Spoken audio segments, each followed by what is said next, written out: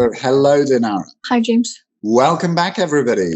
So, and today we will be looking at the past simple tense in English. So, if I were to say anything that you need to remember with the past simple, it is that it is about completed actions. If you were to learn one thing about this, that is the bit to focus on.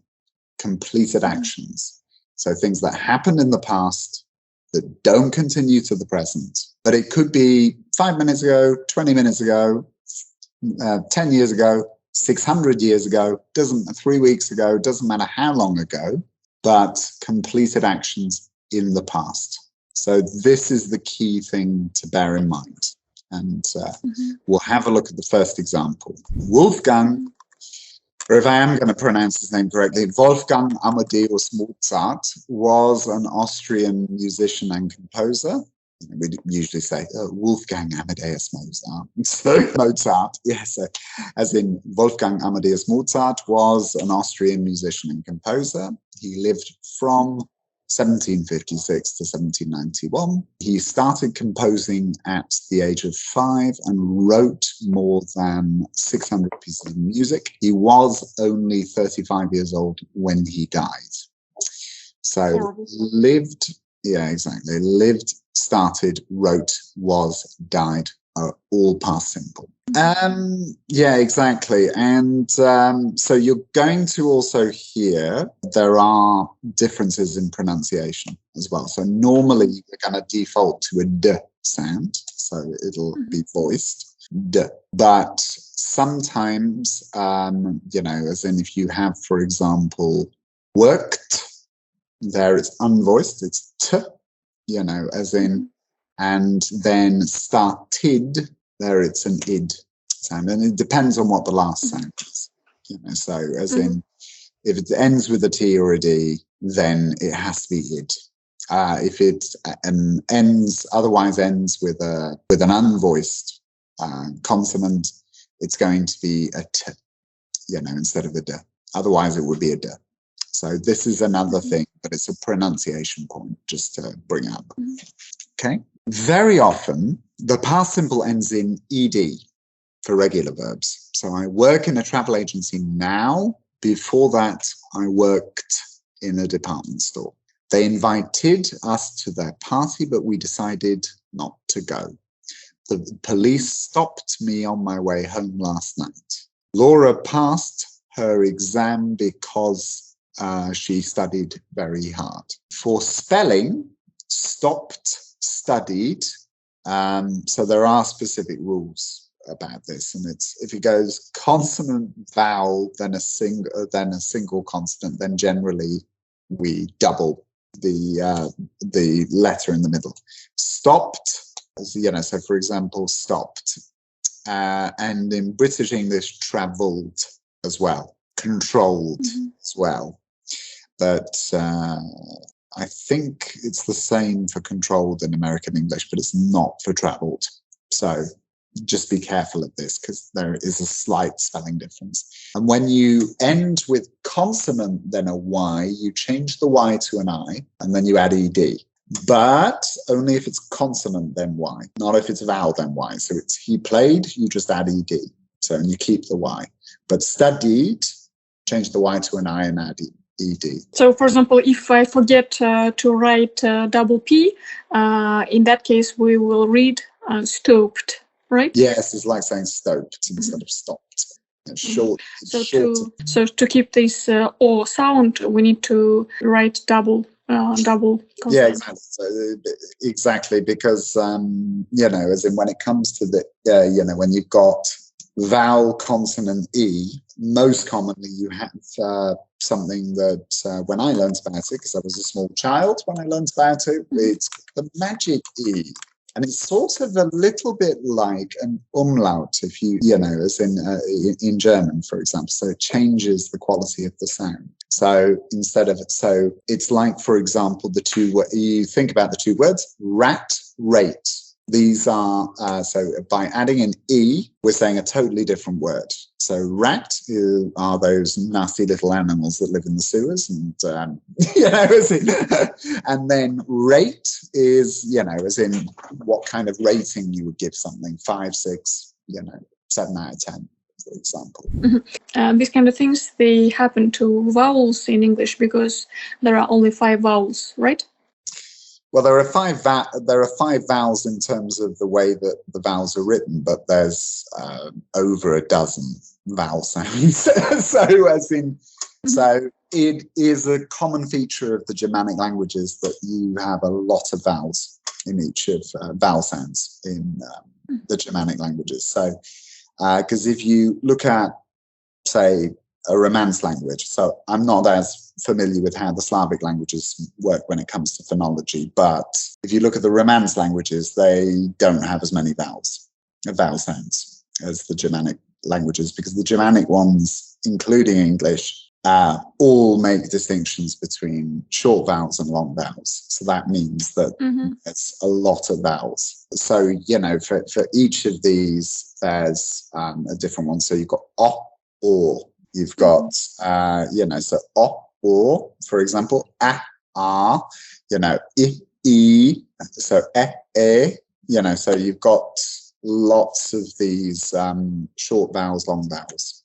And, so a, u, so a, u, so there's a lot for these.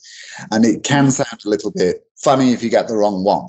So, as in, so you've got to be careful sometimes, because you can say the wrong vowel. So if you use a short vowel where you're asking for a sheet of paper, then that's one example where it can lead to a funny misunderstanding. So that's why you've got to be careful with these. So pronunciation is very important whenever or whatever language you study. And especially English. Guys, if you would like us to make a video about spelling and pronunciation in English language, please write down. We'll try to find time and to explain everything. Yeah, absolutely. So, we'll continue. So, but many verbs are irregular. Now, the thing that I would say about the irregular verbs is, unfortunately, you just have to learn them. You have to just memorize them. But they do tend to be the most common. So that it's very rare to see an irregular verb that's not a common verb. So, as in, that's why so many of them are very common. So, write, wrote, see, saw. Go, went, shut, shut. And the past simple does not end in ed for the irregular verbs. So you've got these examples here. Mozart wrote more than 600 pieces of music. We saw Alice in town a few days ago. I went to the cinema 3 times last week. It was cold, so I shut the window. Yes, I struggled with these irregular verbs a lot at school. And yes, we just had to memorize them and write down lots of dictations. Absolutely. And the interesting part is, actually, I can think of at least one verb that recently has started to become irregular. So I can only give one example. So generally newer words won't be irregular, but there is one example now, and that is the past form for dive. So I would still more commonly say dived, as in dived, as in for, jumping into water, underwater.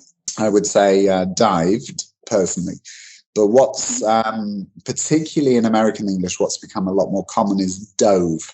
So you will hear some people say it here as well. And that's because of drive, because because drive is an irregular verb, so it's drove, and so they copy the forms for drive and drove into dive and dove, because they are written quite similarly. They're kind of similar, exactly. So, but generally speaking, these are older words that are very common. So, that's why you're seeing them in words like write, go, write, see, go here. As in, this is why.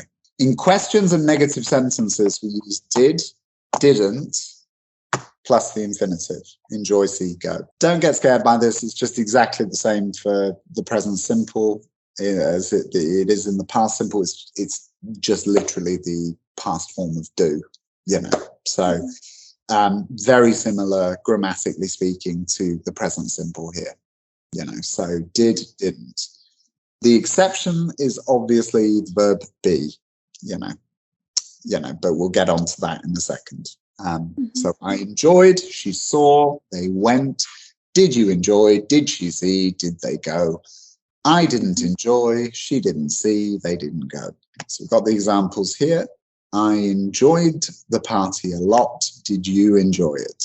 How many people did they invite to the wedding? I didn't buy anything because I didn't have any money. Did you go out? No, I didn't. And sometimes do is the main verb in the sentence. Did you do? I didn't do. So what did you do at the weekend? Not what did, you can't say what did you, because there you've got do as a main verb and do as an auxiliary. So they're both in there. So what did you do at the weekend? I didn't do anything. Okay. But you'll notice when we use did or didn't, the other verb is in the infinitive.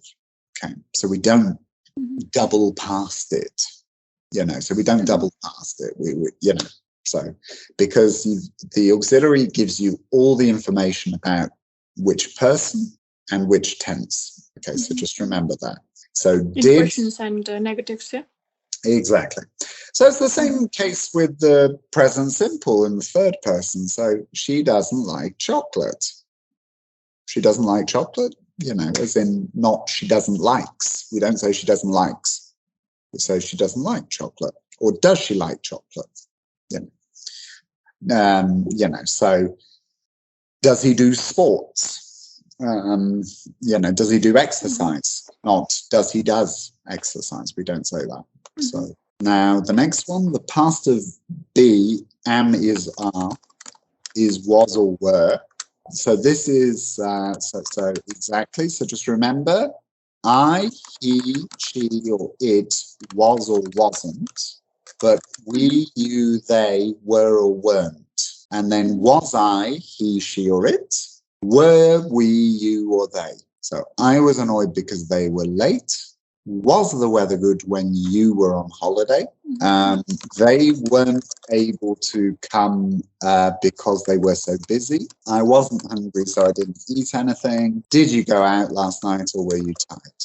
And when I think about were, actually, so we were talking for a second ago about, you know, pronunciations. That's an incredibly difficult one for Russian native speakers, is where were you? That question. So where were you? And we'll have to go into that in another video. But so it always reminds me that, you know, because you just talked about pronunciation, that's a really tricky one to nail. Yes, and because of that's why most foreigners, they find American English pronunciation much easier, because in this case they say where were you? But it's a little bit clearer because of the R sound, basically. Yeah. But so it's not just a vowel, but the vowel, the quality of the vowel sound is exactly the same in both. It's just one has an R at the end. So where were you? So that's the main difference between those two. Exactly. But yeah, so we'll. Because British English doesn't do an R unless it's before a vowel. So as in, so, and also sometimes when the R doesn't exist, but you have two vowels, you know, so two vowels that come together where they want to join them, basically. So, and that's technically a mistake, but it's a recent innovation. So law and order. So for example, you hear many people say law and order, law and order. Or my name is Paula and I'm your instructor, you know, so Paula Rand. Yeah, so it's wrong technically, but it's getting quite common. So exactly. I had a look at all the examples here. Guys, exercises here, they're easy. It's just you need to practice, and you can check your answers. They are in the end of this book. as I remember. Anyway, nowadays you can find everything on Google. You can Google everything. And see you in our next episodes.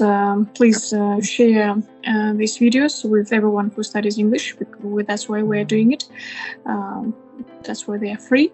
And please follow our videos. YouTube will understand that they're useful, and show our videos to more people who study English, and there are millions of them, especially. And I personally myself find our lessons very useful. If I had such opportunity when I was a kid, studying English for free on the internet, it would speed up my process of studying much faster, and especially with such experienced teacher. We're very lucky. See you. Bye, guys. See you next time.